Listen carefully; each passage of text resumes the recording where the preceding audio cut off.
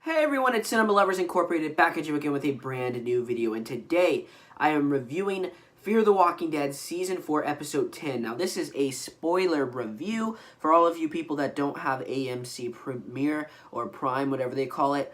Turn off the video right now because Episode 10 will be coming out for you guys next Sunday. But I got AMC Premiere tonight, actually, right after Episode 9 came out, because I couldn't wait for Episode 10, you know. I was just pumped to see the next episode, so I bought it, so here we are, after watching Episode 10. So turn back if you haven't seen this episode, but let's get into it. Alright, this episode, at first, I was a little bit disappointed because while watching it, you slowly discovered that it was a Alicia standalone episode, Alicia and Charlie. But eventually, this episode went from kind of a little bit disappointing to, wow, holy crap, this is a fantastic episode. This Fear the Walking Dead episode is amazing. And last review I did earlier, I talked about how Fear the Walking Dead is back, how it feels more realistic. It feels like it's found its footing again. These two episodes feel nothing like Episode 8. Episode 8 was a trash heap. Episode 10 is one of my favorite episodes of Fear the Walking Dead. This episode is fantastic from the start to the finish. I loved every single part of this episode. I enjoyed the story, the writing, the character development, the action. Everything was so creative and fantastic. And this is what Fear the Walking Dead does best with their characters. When you have a standalone character episode in Fear the Walking Dead, it normally most of the time pays off and does something really unique with the characters.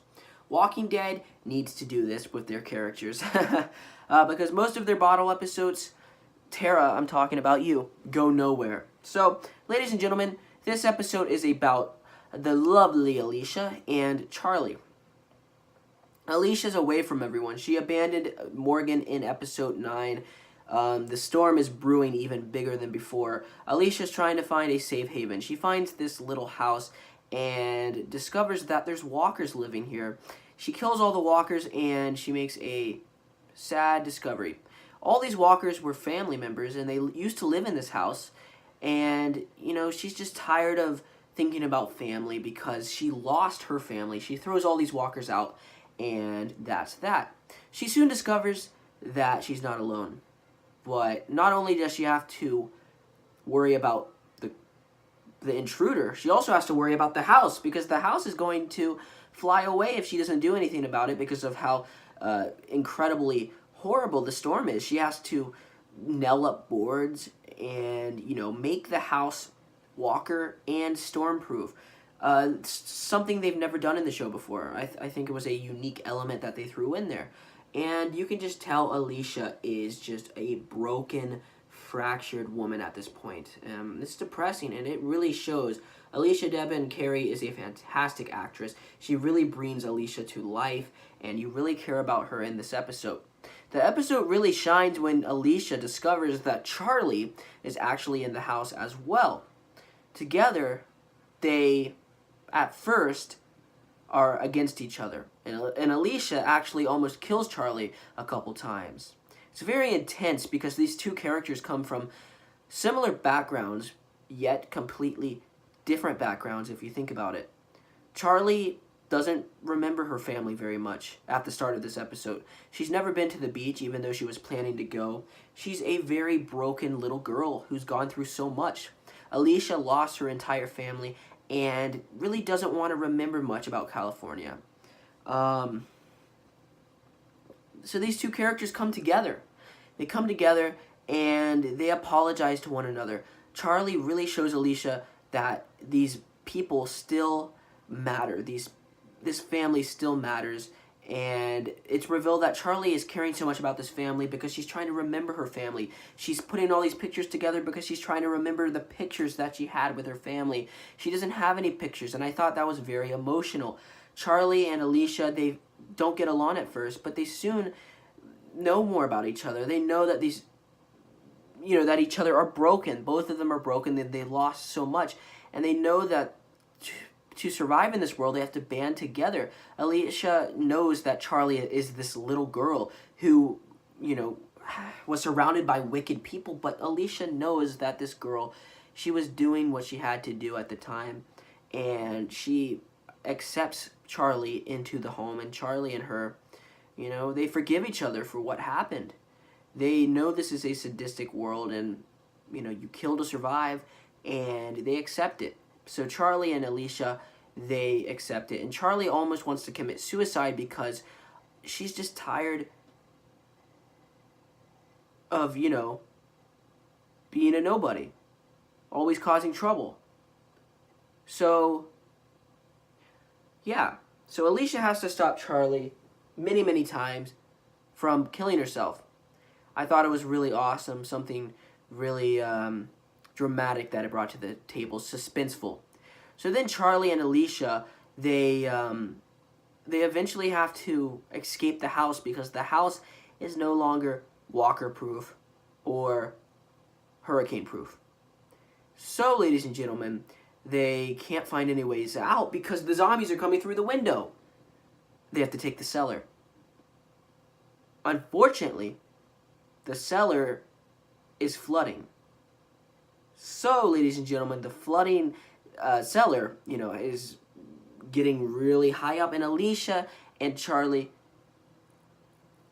get stuck down there, and it's horrible. It really is. It's a suspenseful moment. Sorry, guys. I just hear some noises in the back, and I'm trying to hear it. But back to the review. Yeah, Charlie and Alicia get trapped in the, you know, the cellar after the house kind of crumbles in and knocks down the stairs. It's fantastic. This scene is incredible. How the water slowly comes up, and Alicia and Charlie, you know, they're there together, and they almost die. And it's a very dramatic moment, very intense moment. And these two characters, you know, they say that they're afraid to die. They're afraid of everything. And Alicia has a mental breakdown. She thinks more about Madison. She thinks about her brother Nick. She thinks about all that. And she can't shoot Charlie. Charlie wants Alicia to shoot her. She can't shoot Charlie. There is one problem, in my opinion, in this scene. The glass. There's glass right by Charlie and Alicia. I don't know why Alicia couldn't shoot the glass, and then the water would get sucked out of the glass, and then all the water would just keep getting sucked out, and then eventually there would be no water left in the cellar. I don't know if that would work, but I think they could do that. I think it's plausible. I think it's really possible. And then after that, Charlie and Alicia, they leave the house, and they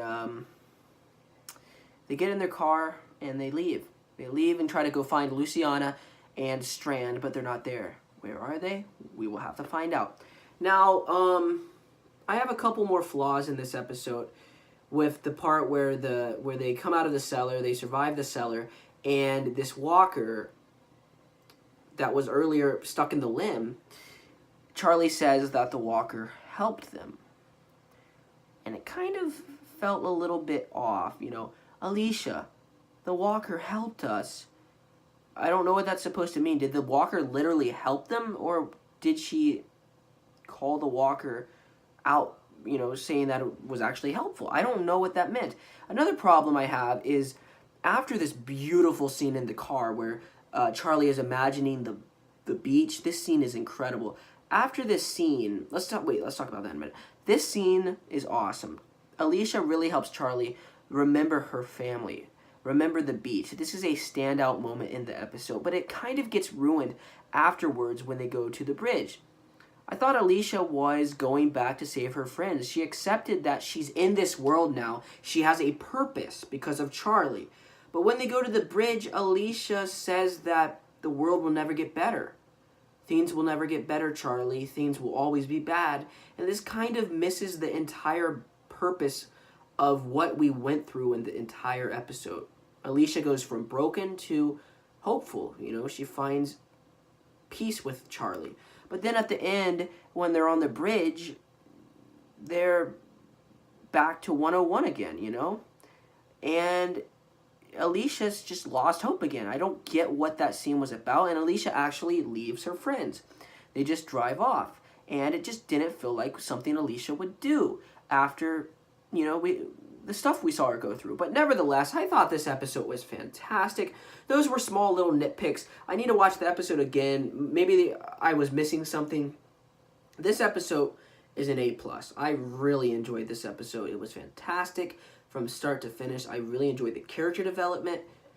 Everything the characters went through, A+ for me. What do you think about this episode? Let me know down below. Comment down below. Subscribe to whatever the heck you want to do. And goodbye. Bye, everyone.